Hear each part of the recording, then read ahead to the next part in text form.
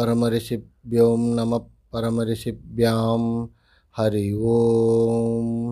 गुरुर्ब्रह्मा गुरुर्विष्णु गुरुदेवो महेश्वरः गुरु साक्षात् परं ब्रह्मं तस्मै श्री गुरुमूर्तये निमैदं श्री दक्षिणामूर्तये। ओम शिवाय नमः। இந்த காணொளியில் நிர்வாண தசகம், அதாவது தசஸ்லோகி, ஸ்ரீ ஆதிசங்கரர் அருளிய இந்த கிரந்தத்தின் கடைசி ஸ்லோகம், அதாவது 10வது ஸ்லோகத்தோட விளக்கம்தான் இப்போ நாம் பார்க்க போகிறோம். இதற்கு முன்னால் கூறப்பட்ட 9 ஸ்லோகங்களிலும் இந்த ஆத்மநிலை அப்படின்றது என்ன, ஆத்மான என்ன அப்படின்றத அவரோட ரூபமாகவே அவர் தன்னை எவ்வாறு உணர்ந்தார் அப்படின்றத அவருடைய குருவான கோவிந்த பகவத் பாதரிடம் கூறும் பொழுது, அதை விளக்கும் பொழுது கூறிய ஸ்லோகங்கள் தான் இந்த 10 ஸ்லோகங்கள்.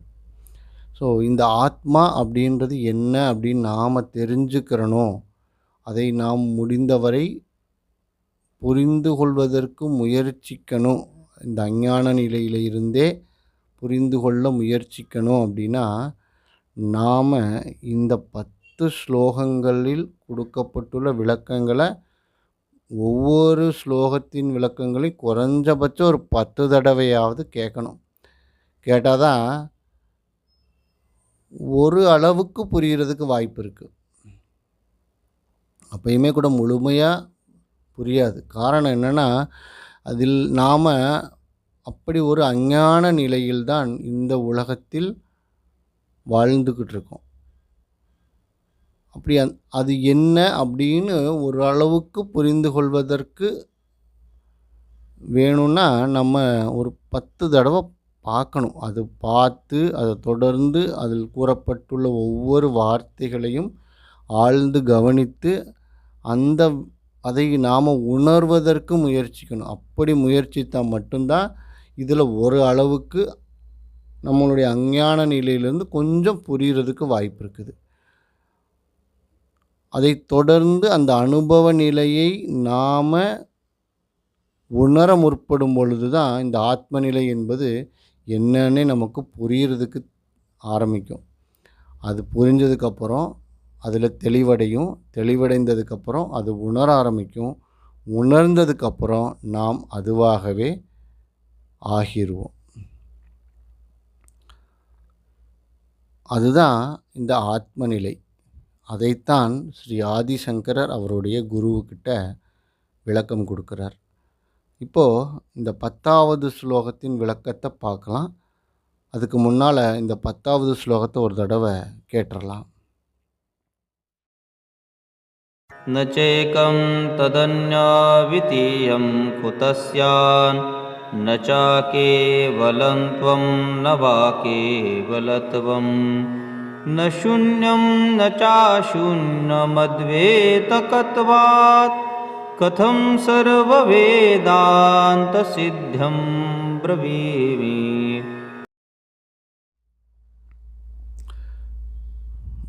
ஓகே, இப்போ அந்த ஸ்லோகத்திற்கான விளக்கங்களை நம்ம வழக்கம் போல் பார்க்கலாம். ந ச இகம். இகம் அப்படின்னா ஒன்று அப்படின்னு அதுக்கு பொருள். அது ஒன்றும் இல்லை. ஏன்னா அது ஒன்று அப்படின்னு சொன்னோன்னா இந்த 2 அப்படின்ற ஒரு எண்ணம் அதுக்கு பின்னால் இருக்குது. அப்போ இது எண்ணிக்கையில் வரக்கூடிய ஒரு நிலையாக ஆயிரும். அதை இன்னும் ஆழ்ந்து யோசித்தா அது எண்ணிக்கையில் என்றால் அது பன்மை, அதாவது ப்ளூரல் அல்லது பல வகை அப்படின்ற ஒரு நிலைக்கு அது போயிடும். ஆனால் அது அப்படி ஒரு நிலையில் இல்லை.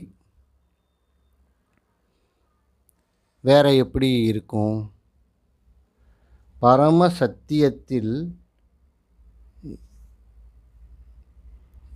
சத்தியம் என்பது ஒரு எண்ணிக்கையில் அடங்காது.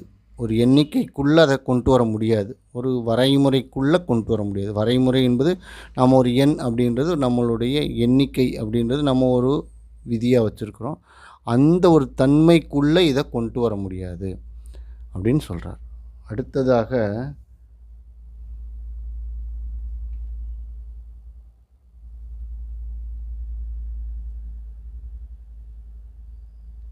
தத் அன்யாத் அப்படின்னா அதற்கு அப்பால் உள்ள நிலை, வேறு நிலை.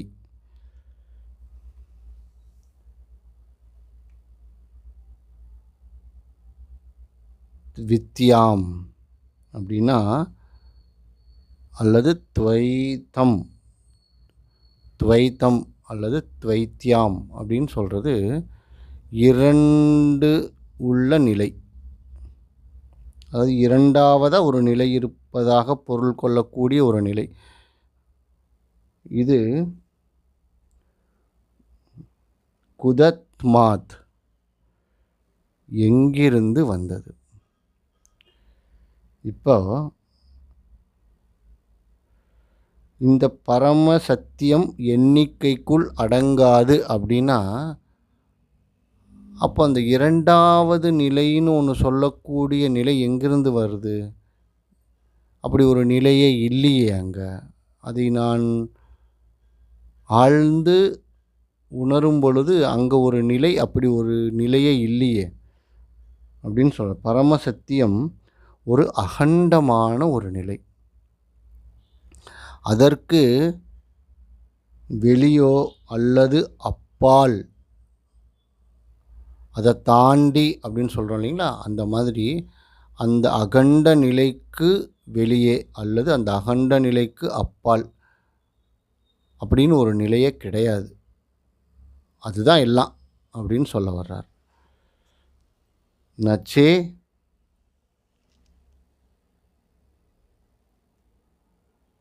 ந கேவலத்துவம். இந்த கேவலத்துவம் அப்படின்றது ஒரு தனித்தன்மை இல்லை. ந கேவலத்துவம். கேவலத்துவம் அப்படின்னா தனித்தன்மை. ந கேவலத்துவம் அப்படின்னா தனித்தன்மை இல்லை. ஆத்மா ஒரு தனித்து இருக்கக்கூடிய ஒரு நிலையா, அதாவது இதுவரைக்கும் சொன்ன நிலைகள் எல்லாத்தையும் பார்க்கும்போது நாம் உணரக்கூடிய நிலை, நம்மளுக்கு இருக்கிற அறிவு இருக்கிற வரை,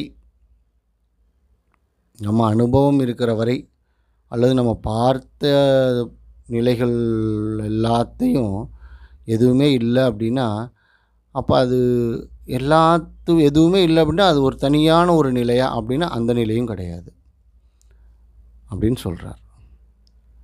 தனித்து என்றால் வேறு ஒன்றில் இருந்து பிரிஞ்ச மாதிரி வரணும். அப்போ அந்த வேறு ஒன்று அப்படின்னு ஒரு நிலை ஒன்று வந்துடும் இல்லையா, அப்போ அந்த துவைத நிலை, அந்த டுவாலிட்டி அங்கே ஏற்பட்டுவிடும். அப்போது அந்த இரண்டு அற்ற நிலையாகத்தான் அது இருக்குது. அப்போ இரண்டு அற்ற நிலை அப்படின்னா ஒன்று அப்படின்னு அதுக்கு முதலே விளக்கம் கொடுத்துட்டார். அந்த ஒன்று அப்படின்னு ஒரு நிலைன்னு சொன்னேன்னா அங்கே இரண்டாவது என்ற நிலைன்னு ஒரு அதுக்கு பின்னால் ஒரு எண்ணம் ஏற்படும். அப்படி அந்த ஒன்றுன்னு சொல்ல முடியாது, ஆனால் அது தனித்தது அப்படின்னு சொல்ல முடியாது, எது கூட சேர்ந்ததும் அப்படின்னு சொல்ல முடியாது. நச்ச அகேலத்துவம். கேவலத்துவம். அப்போ தனித்து இல்லாதது அப்படின்னா எதோடையாவது சேர்ந்து இருக்குதா அப்படின்னா அப்படியும் கிடையாது. அது ஒரு பொருள் கிடையாது,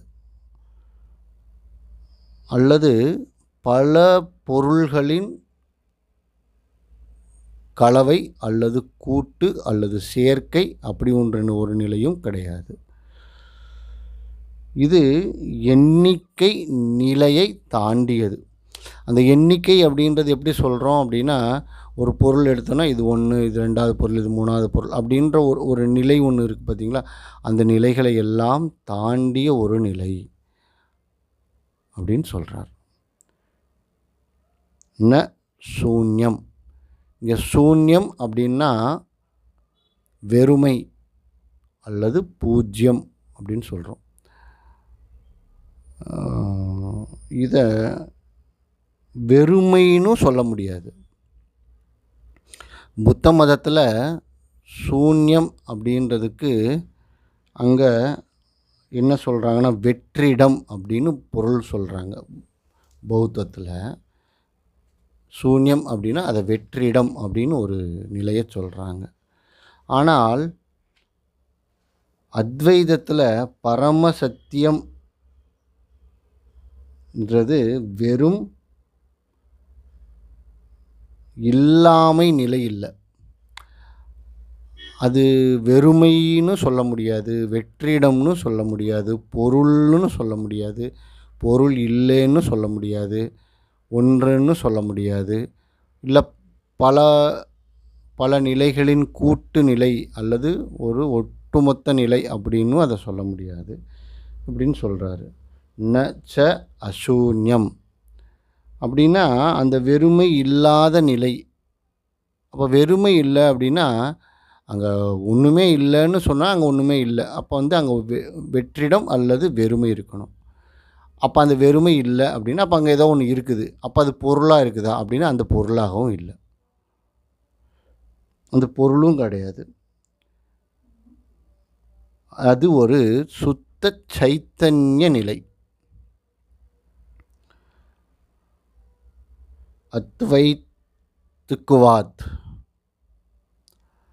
இந்த அத்வைத அப்படின்னா இரண்டற்ற நிலை.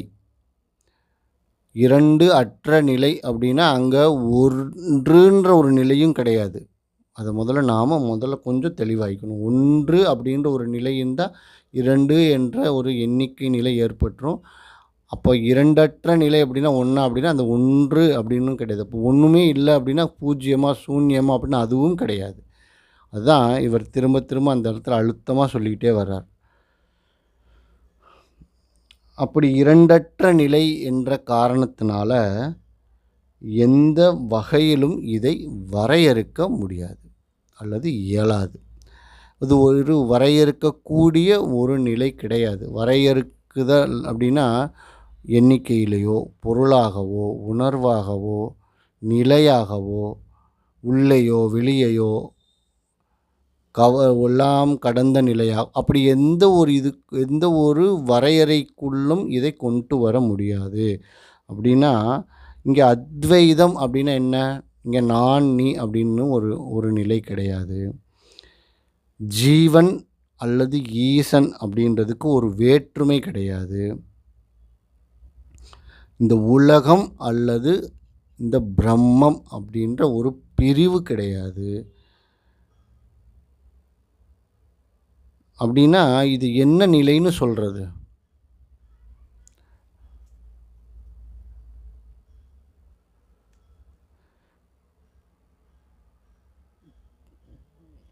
கதம் அப்படின்னா எப்படி? வேதாந்த சித்திம், எல்லா வேதங்களின் முடிவும், பிரவீமி எப்படி சொல்கிறது? நான் எப்படி சொல்கிறது? அதாவது இந்த அனுபவத்தை வார்த்தையால் அதை சொல்ல முடியாது. அதை வார்த்தையில் சொல்லக்கூடியது அப்படின்னா அது வரையறுக்கக்கூடிய ஒரு நிலையில் இருந்தால் தான் அதை வார்த்தையில் சொல்ல முடியும். அப்படின்னா அந்த வார்த்தையில் சொல்ல முடியாத நிலை அப்படின்னா அந்த வேதாந்தத்தில் இதில் மௌனம் அப்படின்ற ஒரு நிலை தான் சொல்ல முடியும். அந்த மௌனம் கூட ஒரு வரையறுக்கப்பட்ட நிலை. அந்த மௌனமான நிலையும் அது கிடையாது. அப்போ அந்த அதிகபட்சமாக சொல்லணும்னா அந்த மௌனம் அப்படின்ற ஒரு நிலைக்கு சொல்லிக்கலாம். அது வந்து ஒரு மௌனம்ன்றது பேசாமல் இருக்கிறது, அமைதியாக இருக்கிறதுன்ற ஒரு வரையறுக்கப்பட்ட நிலைக்குள்ளே கொண்டு வந்துடலாம். ஆனால் அது அதையும் தாண்டிய ஒரு நிலை. அப்படின்னா இந்த எந்த நிலைகளுக்குள்ளும் என்னை வரையறுக்க முடியாது அப்படின்றது மொத்த ஸ்லோகத்தோட ஆழ்ந்த தத்துவமாக இதை பார்க்கறதுனா, இங்கே 1 அப்படின்ற ஒரு நிலை கிடையாது, 2 அப்படின்ற நிலை. அந்த 2 அப்படின்னாக்கா அந்த பன்மை நிலை அல்லது வந்து ஒரு பல வகையான நிலை அப்படின்ற ஒரு நிலையும் கிடையாது. இங்கே வெறுமையாகவும் கிடையாது, அதாவது வெற்றிடம் அல்லது வெறுமை அப்படின்ற நிலையும் கிடையாது, ஒரு பொருளாகவும் கிடையாது, அது ஒரு தனித்ததும் கிடையாது, இன்னோட சேர்ந்து கூட்டாகவும் கிடையாது, கலந்ததாகவும் கிடையாது. இவை எல்லாமே இப்போ நாம் சொன்னது, அதாவது ஸ்ரீ ஆதிசங்கரர் தன்னுடைய முதல் ஸ்லோகத்தில் இருந்து என்னென்னலாம் நான் இல்லை இதெல்லாம் தாண்டி இதுதான் நான் அப்படின்னு சொன்னார் இல்லையா, இது எல்லாமே ஒரு மன கருத்துகள். தன்னை அடையாளப்படுத்தி கொள்வதற்காக முயற்சி செய்து தனக்கு இருக்கும் அறிவில் சொல்லக்கூடிய வார்த்தை நிலைகள். இப்போ வார்த்தை நிலைகள் அப்படின்னா ஒரு வரையறைக்குள்ளே வந்துடும். அதனால் இது மனக்கருத்துகளாக சொல்லக்கூடிய வார்த்தைகள் தான். ஆனால் பரமசத்தியம், அதாவது ஆத்மா என்பது எண்ணிக்கையில் வராது, எண்ணத்திற்கும் அப்பாற்பட்டது, மொழிக்கும் அப்பாற்பட்டது. இந்த மொழி அப்படின்றது என்ன?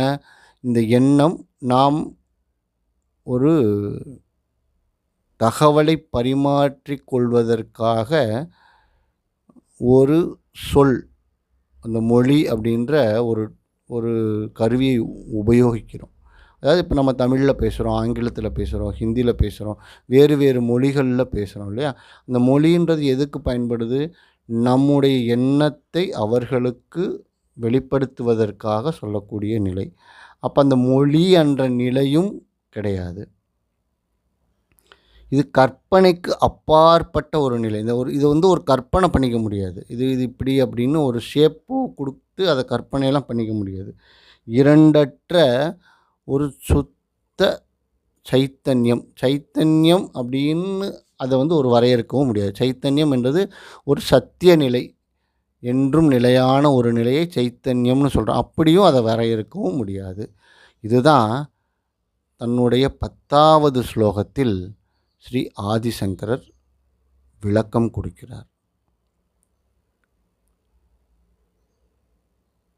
தொடர்ந்து நாம் இதற்கு அடுத்தபடியாக ஒரு புதிய ஒரு கிரந்தத்தில் இந்த வேதாந்த விளக்கம் அப்படின்னு நம்ம திங்கட்கிழமையும் வியாழக்கிழமையும் காணொளிகள் போட்டுட்ருக்கோம் இல்லைங்களா? இதற்கு அடுத்த காணொளியாக